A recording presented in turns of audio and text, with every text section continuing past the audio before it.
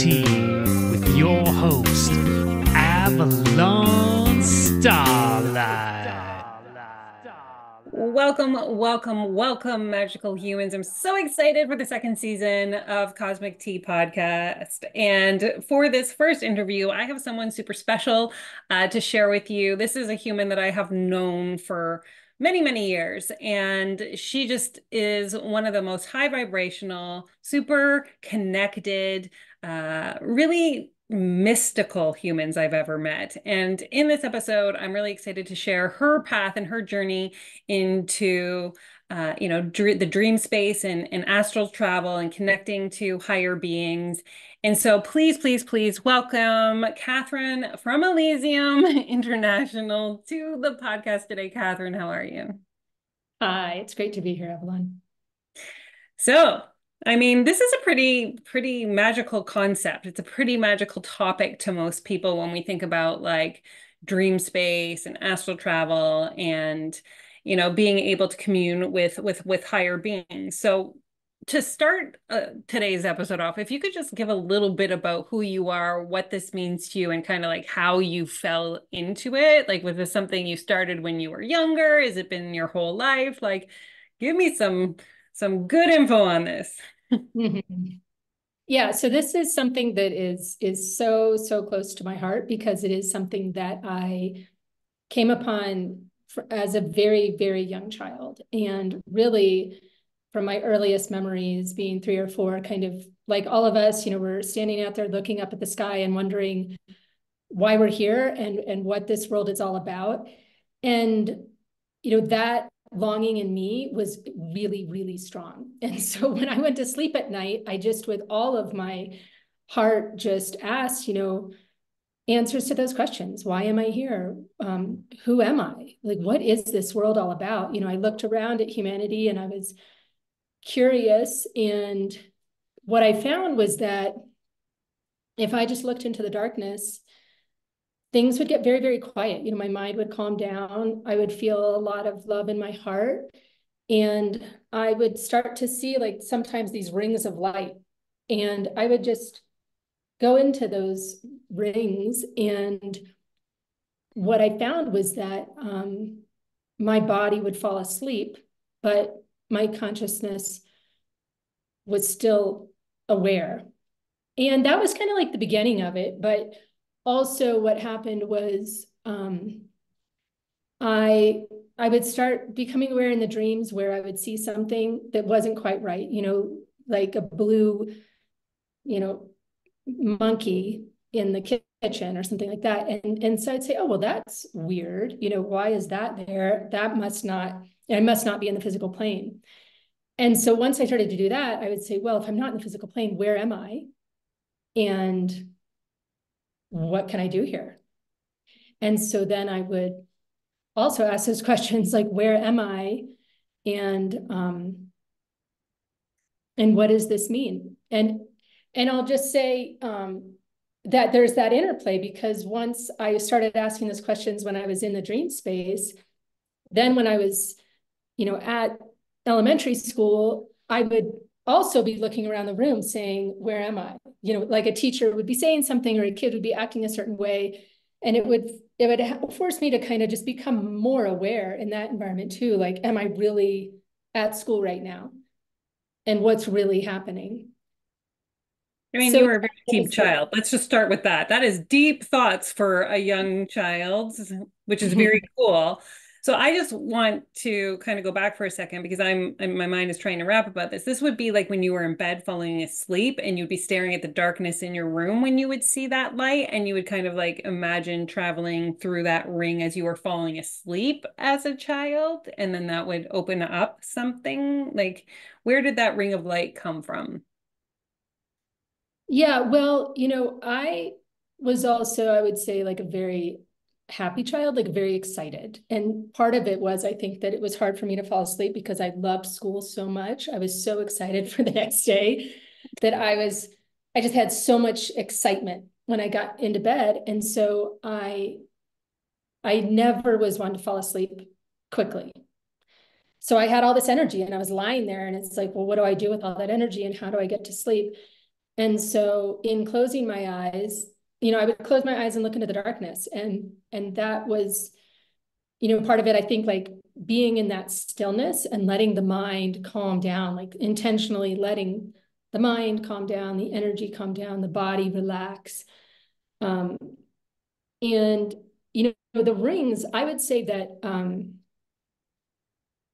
for your listeners who really have a background in this kind of, in meditation and really having this deep silence, that it's not unusual to see light, right?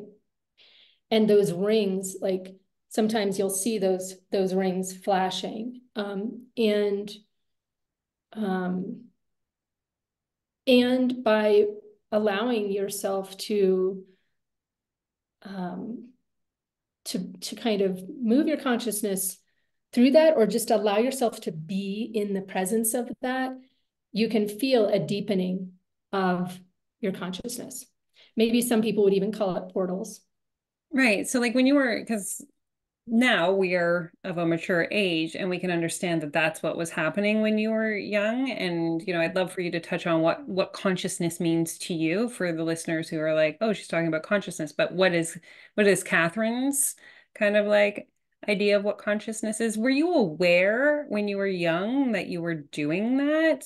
Or was it something that you kind of reflected back on and was like, could see the way it all came together as your understanding of working within these dream spaces kind of unfolded as you got older, and then you could be like, wow, I was really connected as a child. I could see how I was already doing this, and now I know what that was.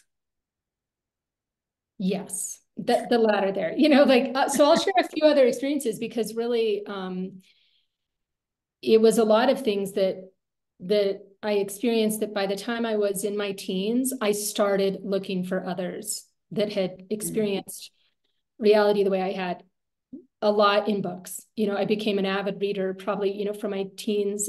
For 20 years, just reading and just devouring all kinds of different traditions around the world in search of others who experienced multidimensional reality and spiritual or mystical religious traditions that really taught awakening in a practical sense. Because other things that happened when I was younger was I would sometimes have these fevers, and my mother told me later that she always knew when I would go into these fevers, because a couple days prior, my eyes, it's like I would leave and go somewhere else, and I would look like I was very far away, and then I would go into fevers, and in those fevers, I would learn a lot in the dream space. Ancestors, my father's side has some Chiricahua Apache in it. And so I would have, Apache ancestors come and do different healings. I remember them, walking through, like up the stairs of the porch where my window was and into the bedroom and circling me and helping me be at peace with being here in this lifetime. And another thing I would do was separate from the fever dreams. But I came to love being, like, I actually am a very healthy person. And like now, like after probably about 20, I really rarely ever get sick.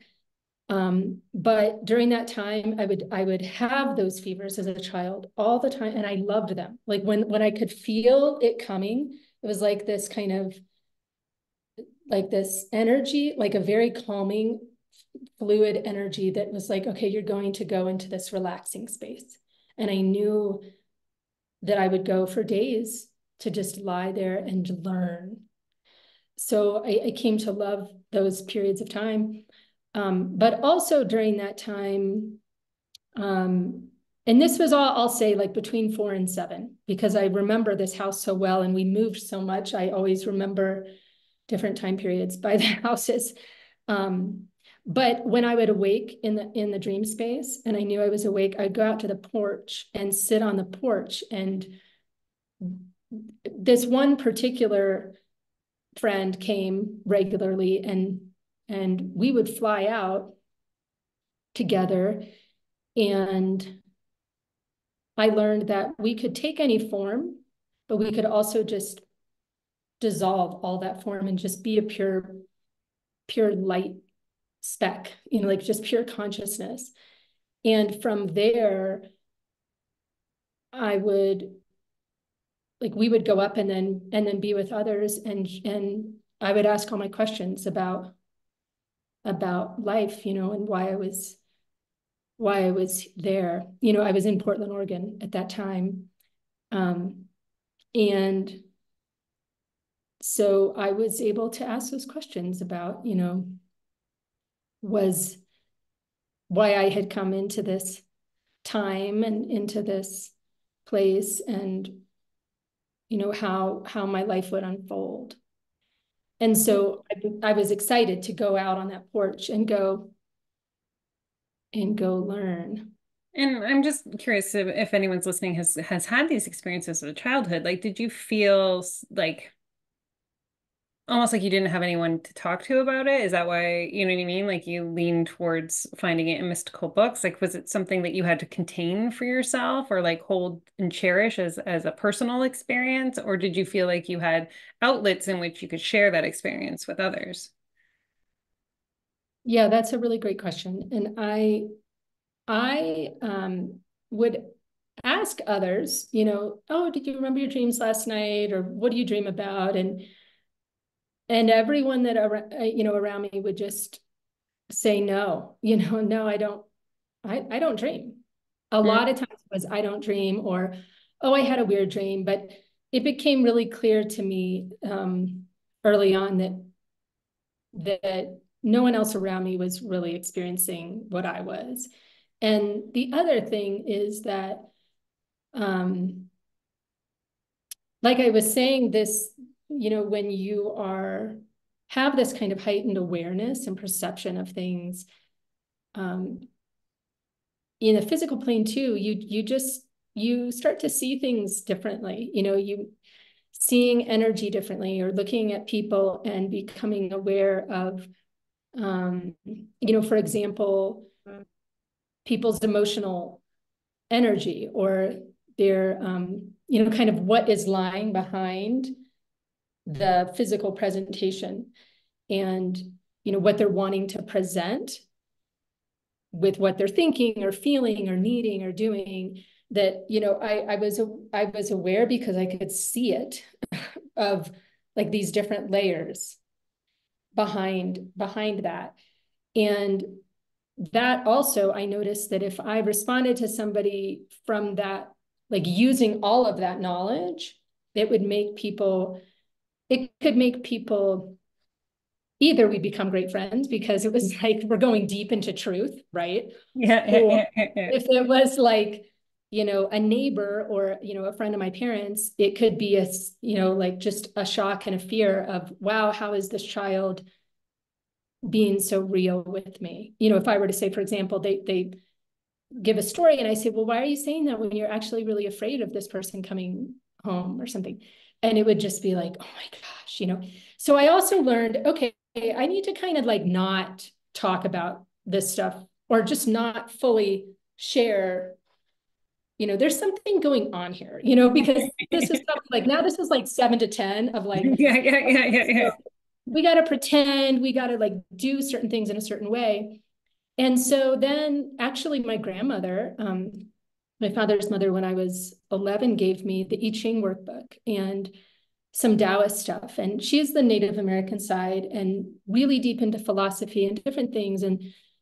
And so with the I Ching workbook and that aspect of Taoism, I found so much peace. It's very connected to nature and with the benevolent way of being, that kind of connection of the heart and the mind and wisdom and truth and honoring, like values in oneself.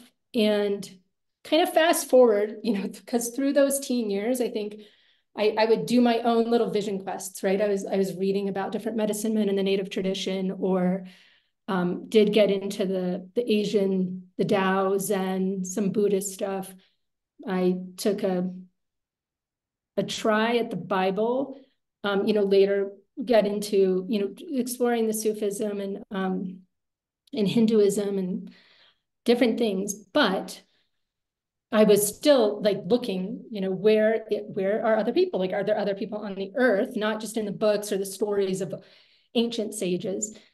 And so living humans right then with you on the planet. yeah. And so when I was 20, I was in college and I was getting ready to go to France to study for my junior year abroad. And I had to go to the media lab to get some materials for my cultural training. And there was a film student, a doctoral student, who was giving me the materials. And as I was checking out, he said, "I see what you see. I get off at 4. Do you want to have tea?" And I said, "Yeah, I do." And so that was the first person I met. He told me all of his childhood stories of knowing things, seeing things, that this world wasn't just the physical world, and I never saw him again. I went to France, and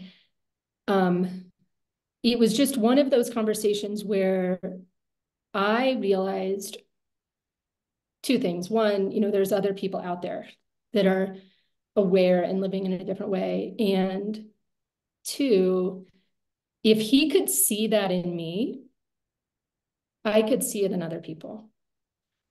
And so instead of just looking at books, to look around me and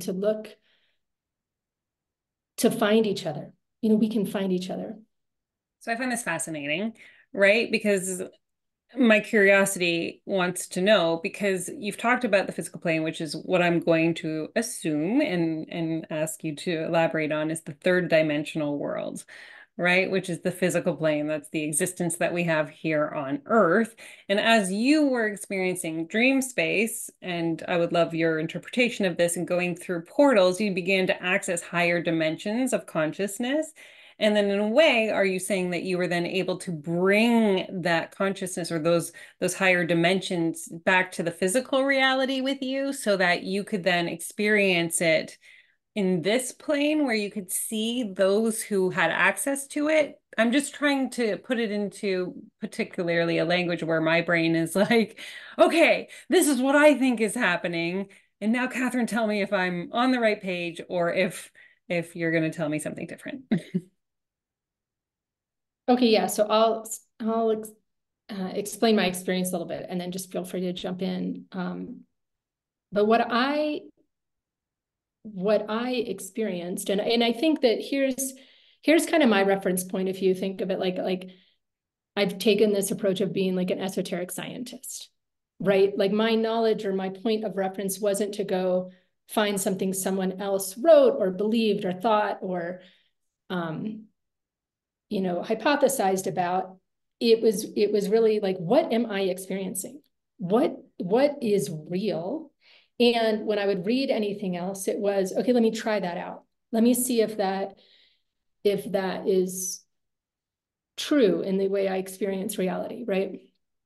And so, one of the things that I like tested out, or it just was happening as a child, was that, and some of your listeners have probably experienced this, where you look at this, like you look at a wall and the wall starts to dissolve, or you look at somebody's face and the face starts to dissolve and there's other faces behind it. Interesting. Or if you're looking, like, let's say you're looking at nothing, like you're looking at air, like on a sunny day, and you see light in that air. I would inquire, like I became curious. For example, if I'm having a conversation with someone and their face starts to dissolve and then I start to see the other things, what is it that I'm seeing? And it's interesting to think, to look and see, like, okay, reading in other books, what did medicine men or women write about that? And what were they seeing? Are we seeing astral bodies? Are we seeing mental bodies? When the room dissolves, why is the physical realm dissolving? And what are we seeing? So to me, the conscious awareness is what's present in us, and which is like our purest state. And all of the dimensions, all of reality is all existing right now. It's just that our consciousness, if whatever we're focusing on, condenses into reality. And so in its densest form, it's this physical world, right? But we also know from science that matter, even like this desk or anything that we take as being solid form, is actually not just solid form. It really isn't even is solid form, right? Oh, it's 99.9999% empty. It's our mind. It's creating that, right? Yeah. And so if the mind is creating that and we are not the mind, and we're able to separate from the mind, and we're able to see in others their thought form and how they construct their beliefs and their version of reality by, you could say, by kind of their consciousness is moving into that mind and then into believing that what they've created with both the mind and the heart, emotionally, is reality. And so what became super interesting for me in the dream space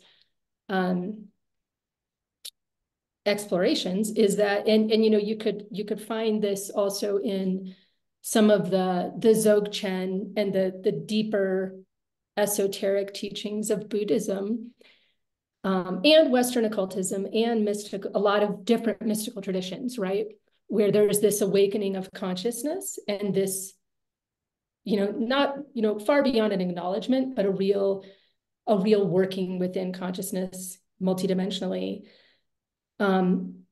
is that, you can test and verify when you're, and I'll just say it in the most simplest of ways. I know there's a lot of material out there for your listeners to explore with astral travel or projection and all this stuff. And what I will say is that whatever is helpful or whatever people are drawn to, for them, they can use. For me, I do feel like that real longing to know the truth. And even when you go to sleep at night, to say, I'm ready to see the truth. I want to know what's real. Then when our consciousness, and another thing is this, is that really what we're allowing our body to do is for the physical body to go to sleep, but the consciousness to stay awake, right? Let the physical body go to sleep. Sometimes when we're meditating, even, like, let's say that you find that natural lull in the day. Sometimes it's if you wake up maybe early in the morning, like 4 or so, your body's pretty relaxed. You can let it go to sleep and stay awake. Or in a like midday, when your body naturally is kind of feeling relaxed, and you just lie there for meditation and you just let the body go to sleep. And your consciousness, what you'll find is that once you're awake and the physical body's asleep, what you will create with your mind. So what you think will appear, and what you feel, you will be drawn to. And this is kind of this way that the, what some people might call the astral plane, the mental plane, or we can really, it's an emotional mental space. And that's the way that our consciousness is, we're able to kind of really verify how our consciousness moving into this physical world creates reality through thought and emotion. That thought and emotion, it's not who we are, right? It's a tool. And like some traditions will call it, like there's a higher mind and a lower mind, or a higher emotional space and a lower emotional space. There's different ways or different maps. What I kind of feel like with all of those maps is that, go explore them and see what truth you get from them, and see how they help you explore. And I'll just say, before you're saying what you're going to say, is that beyond that, though, in a deeper state, that's not even there, right? We move, and the Buddha taught these too, like some of your listeners may be aware of, like the jhanas, where we're able to access, you're able to observe different energy within your physical body as you let your physical body go. And you move from the form jhanas into the formless, where you're pure consciousness. And it's the same way when you let your physical body go to sleep and you move beyond the emotion and the mind, and you're able to be pure consciousness, what is there? And this is where a lot of people, might have those experiences with intelligences that are teaching them things or healing them and all of this stuff. This is happening beyond you could say beyond the mind, or in a deeper space where you're able to be in a state of awareness and perception from consciousness, where you're not kind of gelled in with your mind. And so many questions, Katherine. This should come as no surprise to my listeners that I'm like, ooh, okay. And so let's go a little deeper with this, because then I'm like, okay, so when I do that, then, right, like, so like when I'm letting my physical body, is it, if you could just give me short answers, because I really want to get through like this like hot seat kind of questioning here. Like, is it that I'm letting my physical body go to sleep, right? And now I'm in this space of like focusing on my consciousness. Is it important to give that direction? Like you were saying, like asking a question, show me the truth, or, what is real, what isn't real? And the reason I'm asking that is because in those spaces, I do receive information. There's a whole storyline that I'm just like, what the fuck was that? And usually I feel like it's my subconscious mind influencing the imagery or the story that I see. And so my question is really like, do I need to direct that? And how do I bypass that phase of almost like it's coming from somewhere inside me, but it can't be my consciousness? Mm-hmm. Okay, so at the beginning of what you said, are we focusing on the consciousness? And so I would say, as a reference point, you are consciousness, right? So it's not that you are something focusing on something outside of you. Like, I want to focus on God, or focus on consciousness, or focus on something else. You are pure awareness. This is your awakened state in its simplest form. When you are just complete awareness, you're perceiving something, you're putting your attention on something, and then you become aware of it. And so if anything, that's that kind of thread. Like, how do we have that pure awakened state of awareness, knowing that whatever we put our attention on is what we're perceiving? And that's what you're getting at. If as soon as you become aware that there's that separation of what you're putting your attention on and you're perceiving, well, then what is that? Is that something you're creating, or where is that? Like, what is that reality? What is that? And what I would suggest experimenting with is, and this is what really, really deepens our state of consciousness. You can feel this energetically, is that when you're in that state, and then you can, like, if you put your attention on your physical body, you can start to feel that energy, and you kind of let all of that go. And then you feel this warmth in your heart center, and you can really feel like that expansion of joy and love. And if you put your attention on that, you can kind of feel its voluptuousness, like this energy, like really moving through all of you, until you can feel this sense of disillusion of your physical and energetic self. You start to experience yourself as that pure state of consciousness and awareness. And to continue to just be in that pure state, and then witness what you experience. Okay. And just observe. Yeah. Yeah. Okay. A lot can happen from that point. So yeah, well, and I think I'm on this cusp of dream spacing. Can I call it dream spacing? I'm going to call it dream spacing, like it's an adjective. And I'm on the cusp of something within my dream. So this is very, very helpful. But like in terms of like I want to learn, I want to know why I'm going into my dream space, or what is the value or the gift that I receive from being in these spaces, and what will shift for me in the physical world if and when I'm able to access this in my life. What would you say to me for that? I would say that you can learn anything in that space, because it's a space where we are able to move beyond our mind. And, you know, you and I both love books. You know, we're very well read, and, you know, I'm very, you know, my background is very academic as well. So I'm not one to not appreciate the value of ideas and thoughts and the beauty of the mind.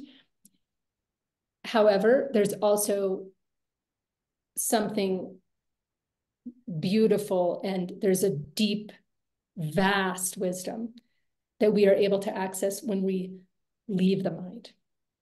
We can bring all of that back and let the mind do some stuff with it, right? Do what it will do with it and process it and organize it and whatnot. But, you know, in the dream space or in those meditation, you know, that moment where we allow ourselves to experience reality and inquire about the nature of reality, and a desire to access wisdom that is beyond our mind, that is where we access what is new, what we already don't know. You know, and sometimes it's helpful to say to the mind, you know, thank you, you know, you're so helpful, and I know you want to think those things and do those things and all this, but this is my time. Mm-hmm. Let you know, just step aside for a moment, and then from your deepest heart, you can ask whatever. So in another, you know, there's other language, you know, as a way to explain or, you know, people might resonate with different ways of looking at dream space. But for one, you know, for example, you might learn and see things about past lives, what some people might call past lives, some people might call ego, you know, these different structures of one's psyche, right? That patterns, you could say, that once those patterns or those, you know, beliefs, ways of being are dissolved, comprehended, and released energetically, right? Because those thought forms, that energy is being contained in that, just the same way that energy is in this physical reality, right? It's contained in those thought forms, those emotional aspects of ourselves. And when those are no longer held by one's person, that energy is released. That consciousness, that wisdom, that intelligence comes back and is free. You know, and another way of looking at maybe from, you know, the different aspect is that we already are that awakened, pure state of consciousness, but those are the illusion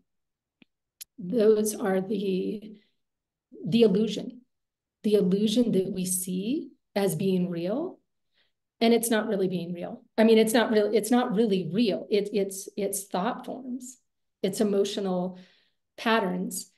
But to get back to the answer of answering the question, you know, that would be something that somebody could inquire about. So anything that's going on in their life, to ask more about that. Like, why is that happening? What is this experience? What is this? You know, why do I feel this way? You know, teach me something about that. You know, these kind of more human aspects of, or these aspects of like the human experience in this time. You can also ask more of the cosmic stuff, you know, spirit, whatever your relationship with, you know, whatever your cultural upbringing or spiritual, mystical, religious tradition, you know, might inform the way that you ask these questions. And all of that is great. And to ask within whatever feels comfortable to you, show me the truth, teach me whatever it is you, in your deepest heart, you really, really want to know. And you can start to learn there. You know, and I am one to say, you don't have to, it's not like the experiences you have when you're conscious have more value than the ones that feel more like a dream. You know, there's tremendous value in learning in everything that we experience with our, you know, in that way. So I want to share something that I think is an example of this, and then I would love to hear some examples for you of how you've processed something through the dream space. And then potentially then talk about, because you've said the word awakening, and I can see how this could feel really like a path to that experience. And so I would love to touch on that after. So first, my physical experience that I think I've processed something through when you talk about dissolving something is, I've gone no contact with my family. And there was a lot of times in my vivid dreams where there would be scenarios playing out that were hard, right? Like they were tragic, they were emotional, they were devastating. And over time, they would get lighter and lighter until recently in my dream space, the family members and I hang out with love and generosity and caring and curiosity, like just pure light energy, if you will. And so when you're talking about, experiencing the dream space, I'm seeing this as a potential weaving of a thread in which these very vivid dreams have shifted as I continuously kept going. Why am I having these dreams? Am I processing my relationship in these dreams? So on and so forth, till all of a sudden now my dreams are just like, I actually like hanging out with my family in my dreams because it's such a loving experience. So I'm gonna kind of give this as a potential example of the dream space doing its work. And I feel you nodding and smiling. So I'm like, yes, that's it. So that would be an example I would use, but I would love to hear one with you in terms of like how that has happened and even what being in the dream space is like for you now and how this relates to awakening. Yeah, so, that aspect of processing emotional stuff, in the dream space is so common and so valuable, right? And oftentimes I'm sure, like, even along that journey for you, there might have been days where you woke up and had some kind of ahas, like, oh, I'm still attached to, needing this person's validation, for example, or wanting forgiveness, or wanting my mom or sister to feel a different way, whatever. But in those dreams, we're often shown those little pieces of this kind of unlocking, right? Because that emotional attachment is painful, right? And it's in its core, right? And that release of those emotional attachments are what free us, right? And really, that is that awakened state where we have that complete release. We don't have those emotional attachments, really, right? And so it's very similar to me, when I am becoming aware, your listeners have probably heard this too, of, different aspects of this being normal on an initiatic path, right? In awakening, many different traditions talk of this, and what is this? And really, it's inside of us when we are truly ready to see, whether we're part of some formal school or tradition or not, because this is natural to consciousness. And this is what I love. And I have so much fun with the people that I meet around the world, is that it doesn't matter if you learned it from someone else or you didn't, or you grew up in a tradition or you didn't. Some people grow up in magical traditions or mystical traditions filled with love, and some way the opposite, right? Some are all alone. But really, it's all inside of us. And so when we have that longing to really awaken, then we do. And there's a natural unfoldment of what happens with us within ourselves. And part of it is that release of those attachments. And so the dreams can help us process that. They can help us, sometimes when you're going through really heavy emotional processes and you have those dreams, you could wake up feeling kind of like your nervous system is releasing, right? Like there's a learning, there's a processing. Some of it you're conscious of, some of it you're not. Sometimes you're shown things in a dream that upon reflection, realize that there's some action you need to take. There's something that you need to do to really process that situation. And that's part of it too. the path of really knowing what action to take, and when to take action and when to not take action, and to really honoring yourself in all of this. And so I know you asked me for an example, and I would say, you know, that I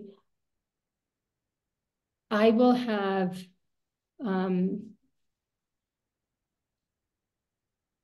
kind of, you know, I could have a lot of activity around certain people, or, you know, it can almost feel like kind of carrying out and processing. It's like if you wanted to have the deepest kind of understanding and conversation about what's going on in yourself, it's like that's happening every night, kind of like all night. And then I'm waking up and feeling like, okay, what do I need to learn here? What do I need to release?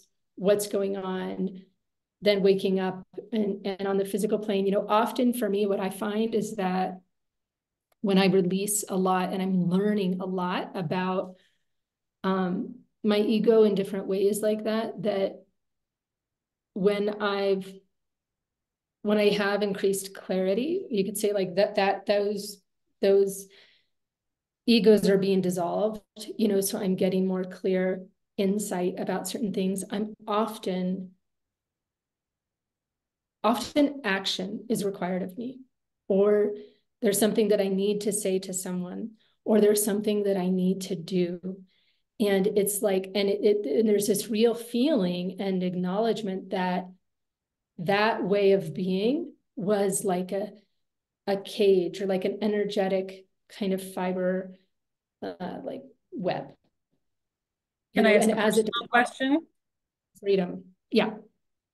Was it the dream space that assisted you in leaving America, leaving your corporate law job to step into a life of really embodying this in Peru? Well, you know, I'll say what was flashing in my mind when you said, like, was it the dream space that did something, is that, you know, we are in our consciousness experiencing all of reality all the time, right? And so like when we go to sleep at night, you know, we're calling that the dream space, but really what we're saying is when our physical body goes to sleep, what are we aware of? You know, and that's that thread, like, you know, in those Buddhist traditions of saying, you know, we can learn and be conscious all the time, you know, whether it's in the day or in the night. You know, with coming to Peru, I'll say that before I even came here, I just started feeling like, and this all happened very fast. I mean, a year ago, Peru wasn't really too much on my radar. But once, you know, February came and I started to connect with, you know, the people down here that I know, I started to really feel like I belonged here and like this was my home and I needed to be here. And, you know, it's interesting, you've said before about feeling that kind of fear. And, you know, I think in the work that I do, you know, we do talk a lot about fear because there is this fear barrier that to really being conscious, right? Where people are often pushing up against fear, you know, whether it's like taking that new job or moving across the country or the world or falling in love or, you know, loving our children, these different things. And before I came, when I came down in February and I knew I had a lot of experiences and knew that I needed to come back and live here. And I'll say one thing on the dream space one was that when I got here, a friend told me that there's a tradition of working with Mama Coca in the dream space. And you can take 3 coca leaves, and put them in your hands and ask Mama Coca to teach you in the dreams. This was the first night I was here, or not the first night, but the next day when I went out with this woman, and she told me this. And so I took those leaves and I put them in and I said, Mama Coca, you know, show me some things. And what I do is there's often things in my life that I'm working through, right? Questions I have. So I will often in any kind of these, you know, situations, whether it's like connecting with nature or the mountain, or when I want to receive information, I will often do a mix of, I'd love to hear what you could show me about this situation.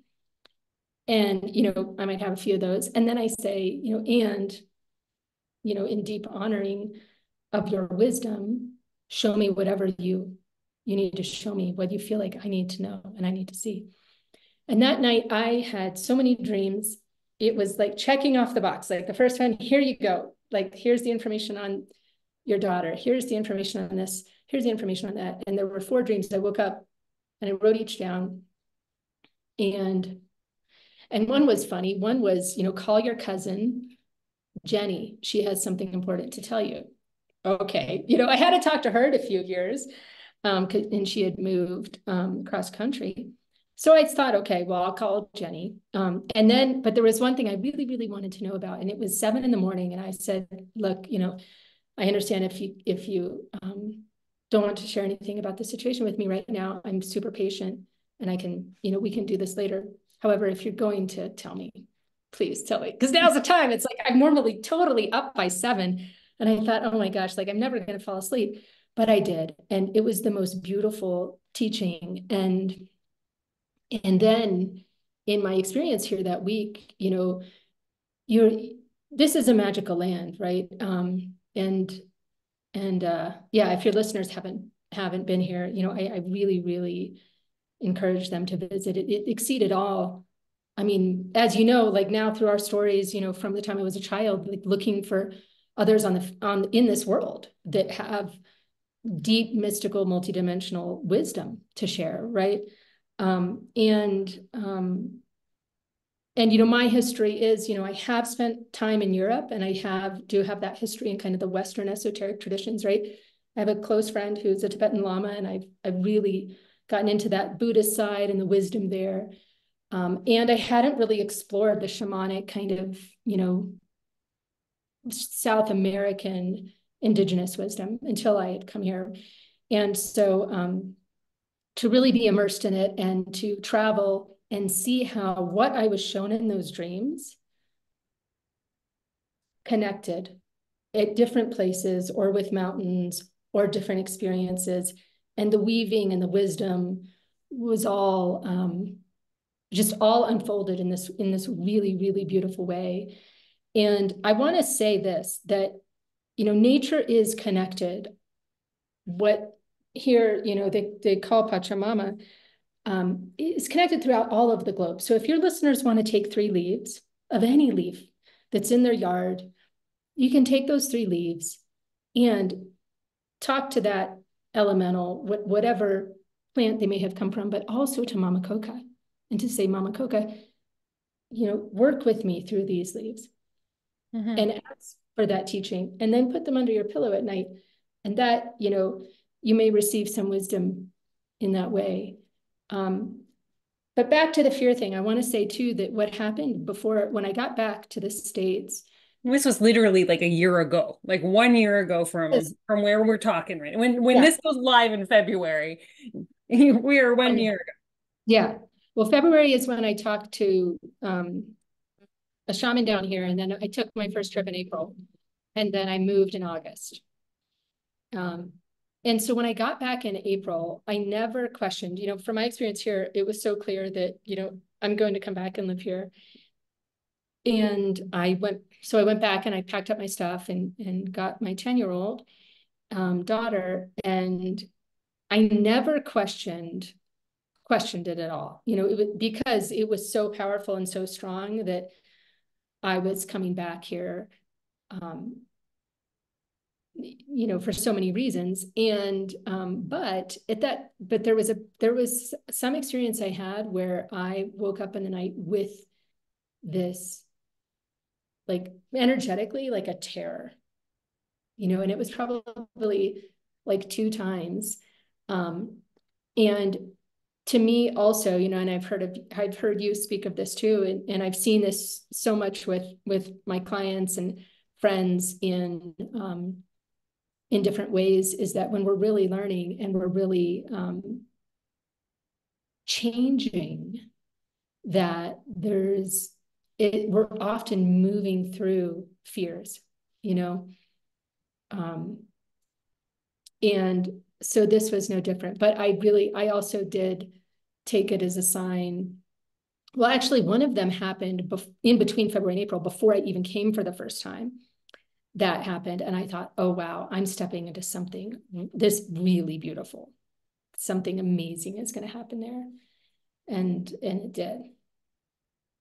Well, and would you say, and I'm just curious because like it sounds to me like Peru offers almost like a portal within itself, to being able to access different parts of your consciousness and with through the energy of this space and even yourself and the shamans and just like the vibrational, like I don't even know if like I've been places where it's on a bed of crystal and there's a different energy, or you go somewhere else where you're at a certain elevation and there's a certain energy. Like there's just certain spaces on the world that we have access to different aspects of mystical experience.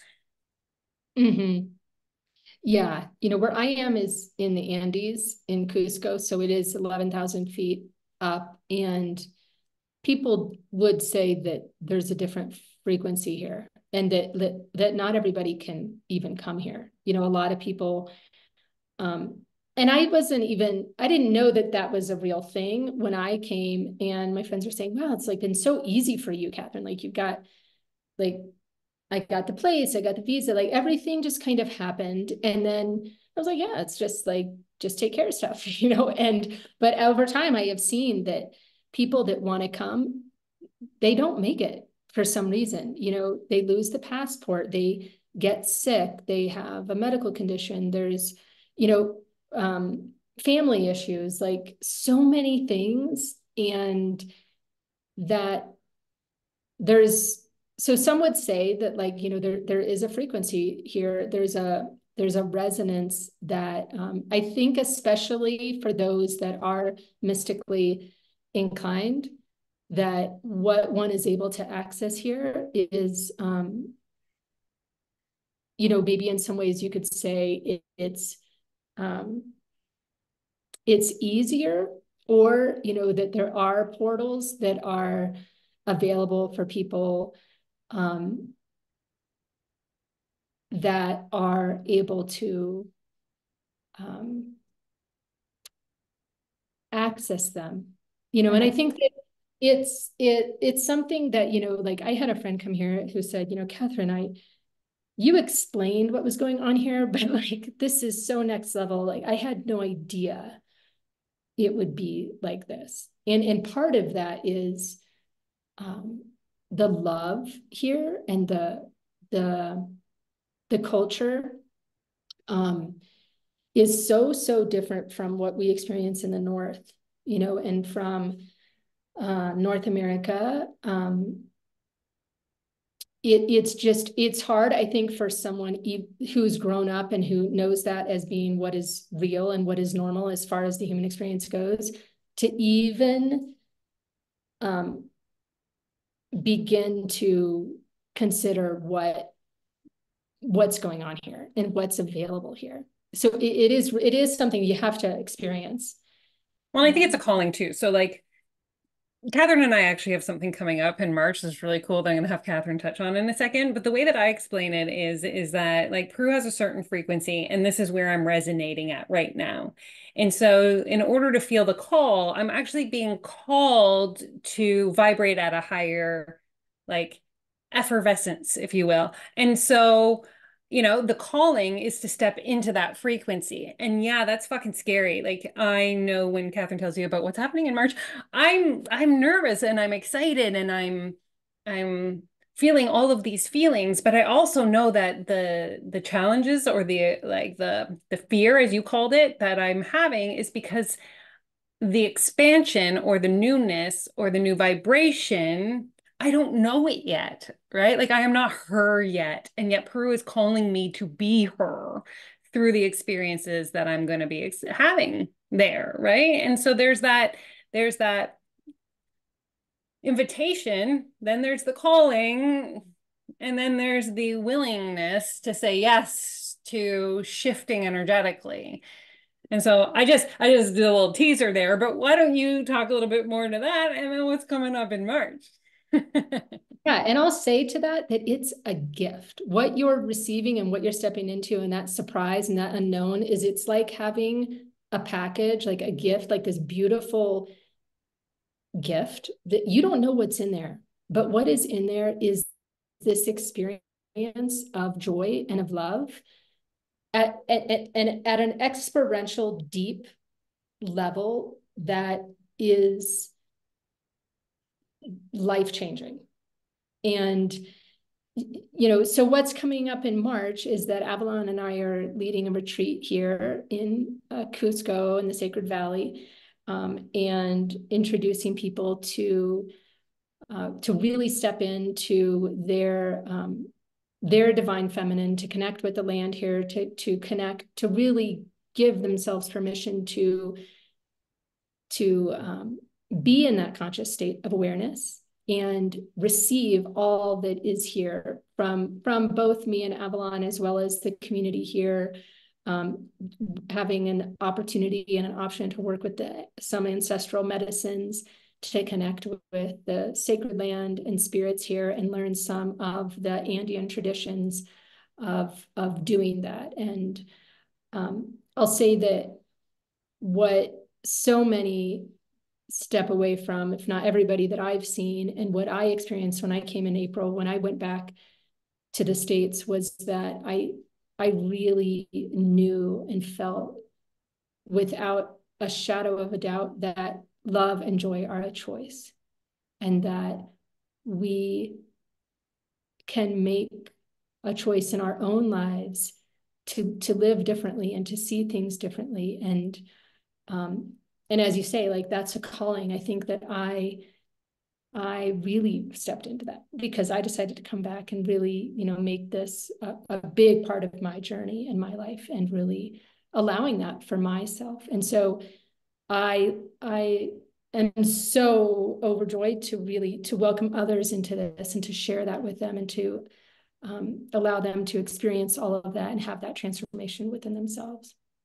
I'm so excited because I've known Katherine for a long time, and witnessing her in the last year going to Peru and really tapping into what you guys know I call the stardust, and really allowing her stardust to like cultivate a new reality, if you will, one in which you get to share these experiences with other humans. And I'm just going to geek out about the retreat really, really quickly, because it's not just about these 8 days from March 8th to the 16th in Peru. These are really exceptional experiences that we're having. But the minute that you say yes to this retreat, you are going to experience a call, like a consciousness call with Katherine, to open you up in the dream space to Peru, right? Like, it begins before we even land on the soil of Peru, that relationship, that being able to communicate and commune with the energy that exists there. And we are going to come together. There's only spaces for 6 women, right? Like, it's a small, intimate group that we're bringing, and somebody's already joined. And then there's the fact that it's the last, this whole season of Cosmic Tea Podcast is about cycles and the moon. And we go into a freaking moon temple on the last new moon of a lunar cycle. Right? Like, we go into a moon temple on the Pisces new moon to experience the magic of that. Like, I can't even, my mind just goes blank on how surreal and magical that's going to be. And once we land back into our home spaces, you guys are not being held. There's a huge integration process where you meet with Katherine again, and you meet with me to go through an eclipse portal, and we have a closing cycle at the first new moon of a new lunar cycle. So this is like a container of process, of experience, of transformation, of light, of opening, of magic. and I had to geek out on that, because it just does all that in a bag of chips. It's going to be amazing. Yeah. And having that community of women to really be together during those 8 days and share in the experience of all that unfoldment together is really, really powerful. and we've got to listen to you literally tell us through this entire podcast about the experiences of awakening to our pure consciousness. Right now, imagine having that in your back pocket for a month and a half, right? Like, imagine being able to be led by Katherine into opening up to even communing with the energies that exist in Pachamama and the Sacred Valley and what's capable in the dream space. Like, it's so yummy. I can hardly like contain myself. And you can probably feel the enthusiasm just washing over me when I talk about it, because I really feel and like I was called to Peru and I think this is why I'm having so many vivid dreams right now. And I've got to figure out how to like, because ever since our call where we were talking about the retreat, my dreams have gotten really like intensely vivid. And so, and you talked about that. So why don't you talk about like opening up to that, share In about February. that, and then you can tell me, just do that. Yeah, no, the same thing happened to me in February when I talked to the shaman, and here's a shaman. I'll just say that I had, probably like 7 years prior, a friend in London who had come to Peru and had a friend here from Australia and said, I'm meeting with the shaman and this family but the thing that always stuck out to me is she said, you have got to come meet this shaman because he uses the same language as you. And when he's leading us in ceremony, he's using the same words, like the purest frequencies of light and moving, working with these energies and these intelligences and these pure frequencies of love and wisdom and awakening. And so it was always in the back of my mind, like one day, but I was doing other things and really focusing on my law career at the time. And so when I talked to him in February, it was this resonance. And after that, I thought I need to go there. And so by April, I was here for 12 days here and then a week in Lima. And but the same thing, in that period, I started having vivid dreams, and I was already learning and being prepared, really. And I remember saying to friends at the time, like, I'm already working with those energies down there. It was like I was already in dialogue. I was already receiving so much and being prepared. And when you start to feel that and that, then you kind of step into it more. It's like an invitation to a party. And then you're like, yeah, I want to know about that party. Like, let's see what that's all about. And so by the time I even came here, I was already, when I got here, actually, I felt like I was in this womb of love. Like I was in a state of being in love. Like everything was in love with me, but I was in love with, it was like that, that energetic feeling of just complete goodness. And this was before I even met anybody in person. I had just gotten off the plane and got to my hotel, but it was the beginning of something, really, really profound. And, clearly for me, that opportunity to really learn something, at another,